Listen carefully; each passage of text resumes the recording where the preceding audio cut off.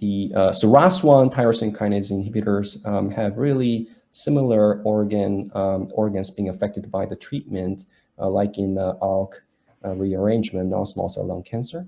And I'll highlight the entrectinib, which is a second ROS1 drug that was approved, and there's another crizotinib, which is another ROS1 inhibitor that was approved by FDA earlier. Next slide, please. So if you look at the common side effects of entrectinib, the most common side effect was dysgeusia, which is altered taste. So the taste changes on the drug, but usually mild, grade 1 or 2, followed by some of the CNS side effects. And this is associated with the TRK pathway inhibition property of entrectinib.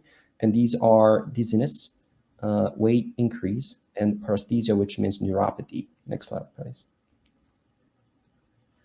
And how to manage dysgeusia, so altered taste, is a tough one because there is not a lot of high quality studies, and a lot of studies are limited by small sample sizes. But it is important to understand why the patient experiences dysgeusia. Is it dry mouth? Is it they don't smell things?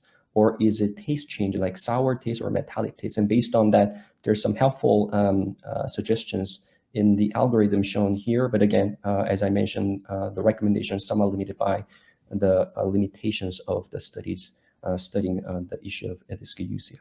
Next slide, please. I'd like to conclude the session by highlighting some of the TRK inhibition-related neurologic adverse events. And the TRK pathway controls several things. First, appetite, balance, and pain sensitivity. And so when you inhibit TRK pathway, you can develop various side effects.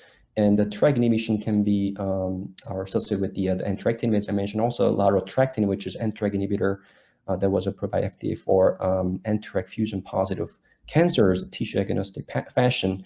And the TRK inhibition can lead to several side effects, as I mentioned briefly: weight gain, dizziness, and ataxia means balance problem. And when you stop TRK inhibitor because of various reasons, progression or side effects, patient can also experience withdrawal pain because of the TRK pathway being involved in pain sensitivity. And then paresthesia, which is neuropathy, can happen as I discussed. Next slide, please.